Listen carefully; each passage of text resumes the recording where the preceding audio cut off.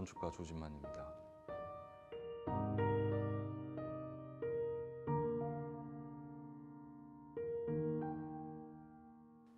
저희가 이렇게 건축 프로젝트도 하지만 이렇게 도시에 관해서 좀 리서치도 많이 해왔어요.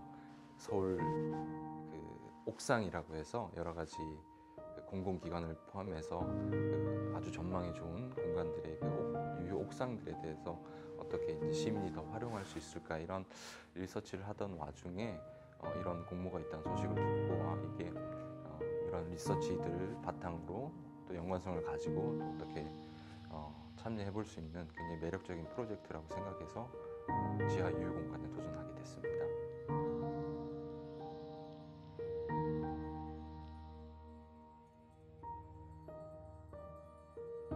이 공모는 서울시 공공건축가들 대상으로 1차적으로 먼저 제안공모 형태로 말씀하신 시작이 됐고요.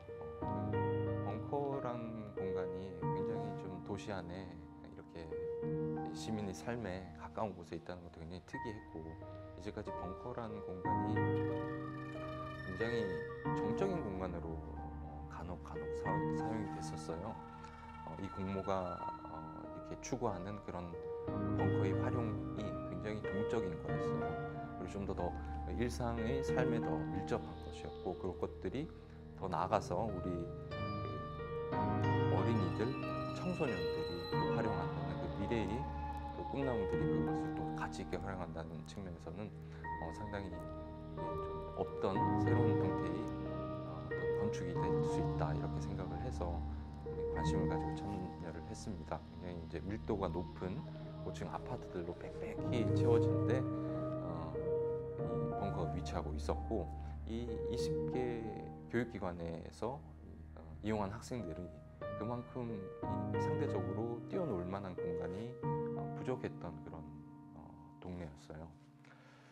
그런 차원에서 이 공간이 잘 조성이 된다면 굉장히 이용할 수 있는 그런 대상이 굉장히 많겠다, 적극적으로 활용될 수 있겠다, 이런 것도 굉장히 좀 흥미로운 요소였고요. 일대가 굉장히 경사가 심한 지역이었고, 그 경사가 가장 높은 곳에는 노량진 근린공원이라고 하는 이런 공원이 있었어요. 그 산책로 하부에 이제 벙커가 있었고요. 그 벙커를 어떻게 이제 쉽게 사람들이 접근할 수 있을까부터 시작을 해가지고 그 안을 어떻게 활용할 수 있을까, 이런 것들이 좀 주된 공모의 취지였습니다. 처음에 저희가 공모 시작할 때 이 벙커의 사이즈를 파악해 보니까 이게 16m 폭이 있었고, 길이로는 한 36m, 높이로는 한 10m 정도 돼 있었어요. 위에 벙커를 갖다가 완전히 지하에 매립돼 있는데, 이것을 좀 위에 흙을 걷어내고 이걸 좀 내부 공간을 반 외부화 시켜서 일부 이렇게 천장을 오픈해서 좀 더 쾌적한 환경이 되면서도 더 접근하기 쉽게 하면 안 되겠냐, 이런 것을 설계에 포함해서 하면 안 되겠냐라고 다들 이렇게 요청을 했었었는데, 지금 사업비 자체가 굉장히 좀 아쉽게도 적게 들어가 있었어요. 왜냐하면 거기에 수반되는 여러 가지 부대 토목 공사가 상당히 많이 들어가야 됐었어요. 비탈지라 보니까 장비가 올라가서 그런 흙을 걷어내는 거에 대해서 굉장히 많은 어떤 가설 공사, 이런 것들이 필요했거든요. 근데 그런 것이 아무래도 좀 너무 어떻게 얘기하면 배보다 배꼽이 더 큰 경우가 돼버려서 어떻게든 그 주어진 상황 안에서 쾌적한 환경, 그다음에 매력적인 건축을 만들기 위해서 설계를 하는 것이 과제였고요.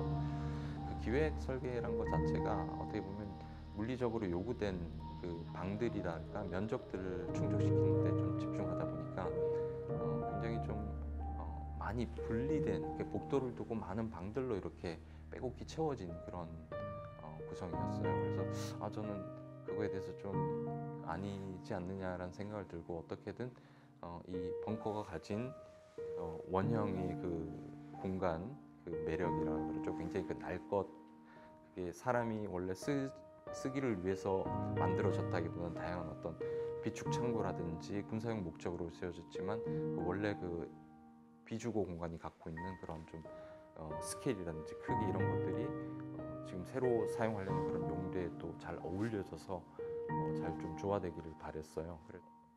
원래 그 벙커 자체는 특이하게도 아무런 그 사전 그런 자료들이 남아 있지 않았어요. 이게 심지어 언제 지어졌는지, 벽의 두께가 얼마인지 이런 것들이 전혀 없었고, 설계 공모 단계에서도 굉장히 제한된 내부의 현황들을 측량한 것들만 제공이 됐었기 때문에 상당히 많은 부분을 이렇게 미지수로 안고 갔었어야 됐어요. 이제 그런 것들이 설계 당시에 제안됐던 설계안하고 최종적으로 됐던 설계안이 상당히 좀 구성이 다른 형태로 구현이 된 것도 저희가 설계를 진행하면서 그런 것들을 하나하나씩 더 조사해 나가고 발굴해 나. 심지어 이 발굴이라는 단어가 맞는 것 같아요.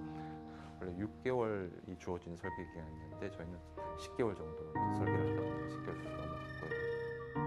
그러면서 참 많은 우여곡절을 가지고 있었습니다. 대표적인 것이 이제 지하에 있다 보니까 아무래도 그 액티브한 활동을 하기 위해서 요구하는 그런 어떤 그 환기량하고 채광량 이런 것들이 가장 치명적이었던 거죠. 원래 기존의 벙커의 양 끝단에 2개의 환기구가 있었는데 이 환기구를 조사해 보니까 하나는 심지어 이제 막혀서 더 이상 작동하지 않는 상황이더라고요.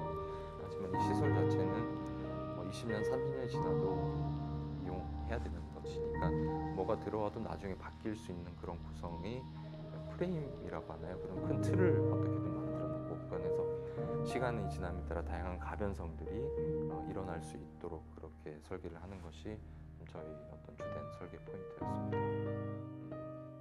말씀 주신 바와 같이 이게 원래는 군사 지역으로 쓰였던 지하 벙커였잖아요. 네. 그래서 공개된 자료가 별로 없었다고. 전혀 없었다고 말씀드릴게요. 예.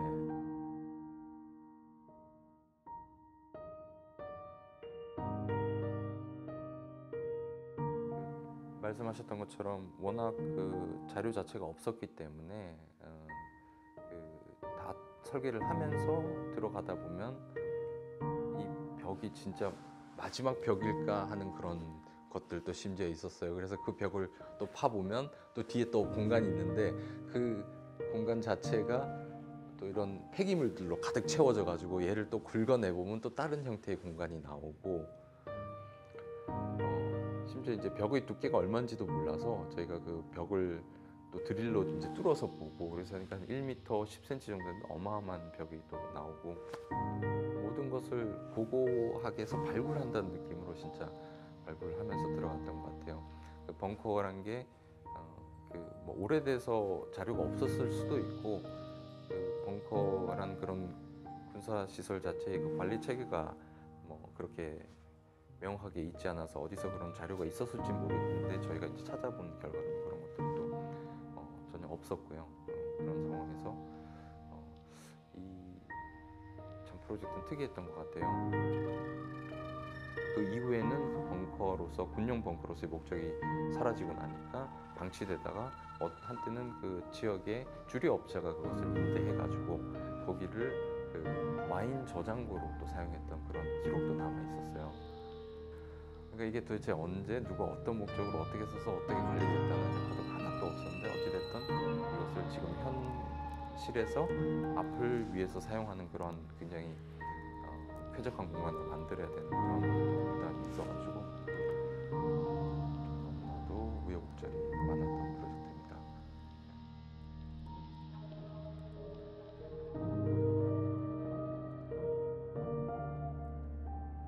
벙커가 말씀드린 바와 같이 여러 그 과정에서 개입과 변형을 통해서 굉장히 폐쇄적인 구조였어요.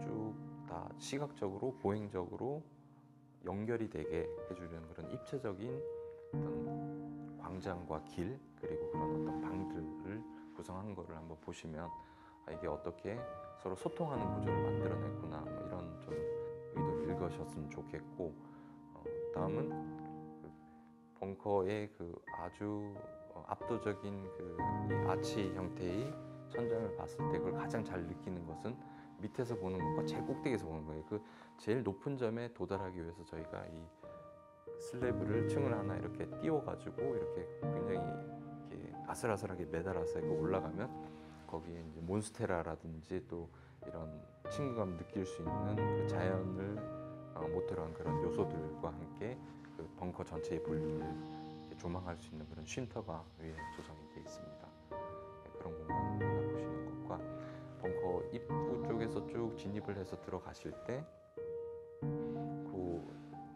딱 가장 넓은 공간이 홀이 나오는데 그 입구 통로와 홀이 만나는 부분의 측면에 저희가 이 벙커의 원래 가지고 있던 그 구조체의 깊이와 단면을 볼 수 있는 그 구간을 남겨뒀어요.